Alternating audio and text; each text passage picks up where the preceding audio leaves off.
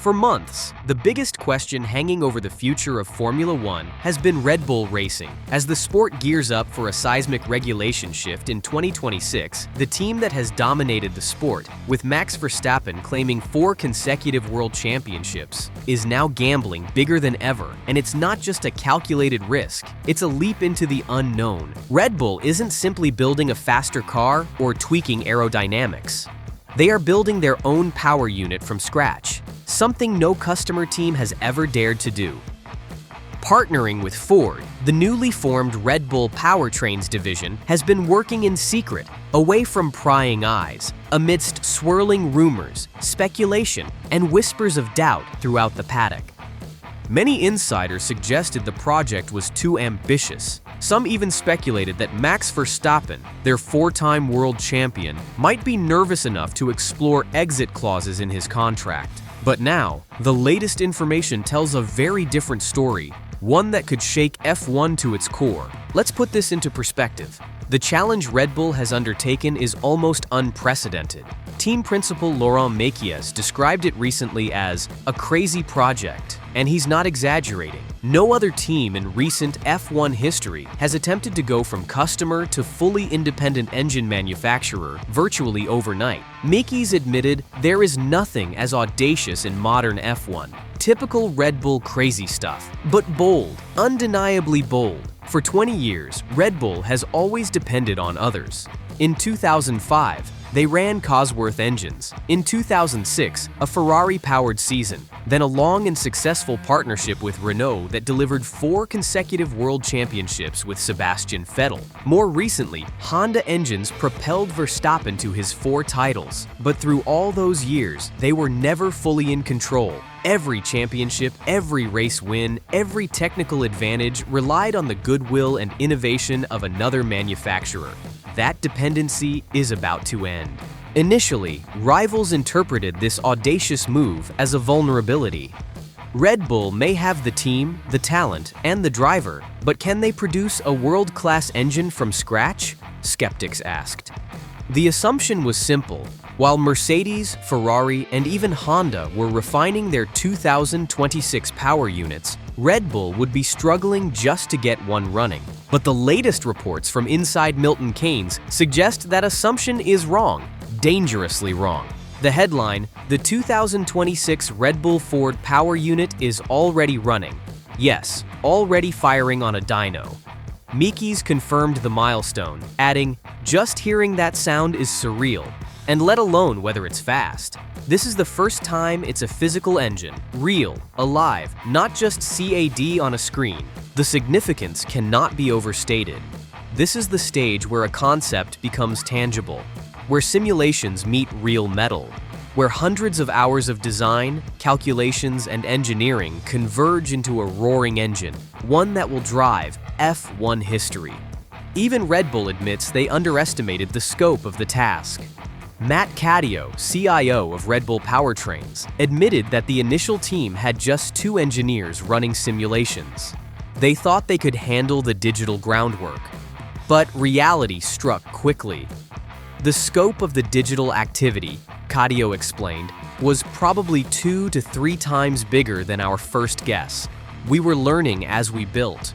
Knowing nothing about engines, but knowing enough to be dangerous, we underestimated the challenge, and that's where the magic of this team came in. What's fascinating here is not just the technical feat, but the learning curve. Red Bull Powertrains has grown from a skeleton crew into a sprawling, sophisticated organization. Specialists from engine design, metallurgy, simulation, and electronics have all joined, creating a powerhouse of expertise in record time. And the confidence of the team shows. Mekies recently said the project is now in its peak stress moment, the final stages of validation before the power unit hits a real car.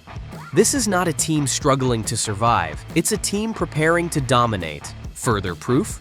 Red Bull has already scheduled the official 2026 season launch for January 15th at a Ford event in Detroit. Setting a date this early is a declaration of confidence. They are ready to show the world something tangible, something real.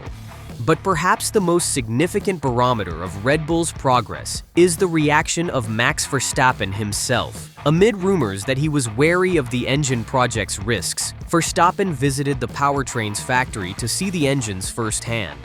According to technical director Ben Hodgkinson, the four-time world champion was impressed, engaged, and curious. Max asked intelligent, detailed questions, Hodgkinson said. He wasn't just observing, he was learning, evaluating, thinking about the car in 2026. He got to see running engines and hear the 2026 power unit in action. That reaction alone speaks volumes about his confidence in what we've built. Verstappen's approval is crucial. After all, a world champion doesn't just drive a car, he drives the development of it. His understanding of vehicle dynamics, engine behavior, and aerodynamics will feed directly into the integration of the chassis and power unit, something Red Bull has never fully controlled as a customer.